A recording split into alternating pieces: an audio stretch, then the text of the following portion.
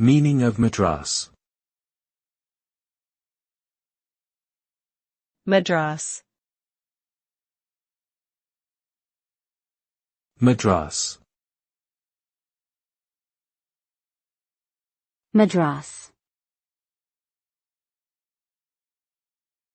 Madras. Madras can have a few different meanings. It can refer to a type of lightweight, plain-weave cotton cloth that is often brightly colored and typically has a plaid or striped pattern. This type of cloth originated in the city of Chennai, formerly known as Madras, in India, hence the name. In a historical sense, Madras can also refer to the British colonial city of Madras, now Chennai, which was the capital of the Madras Presidency in India.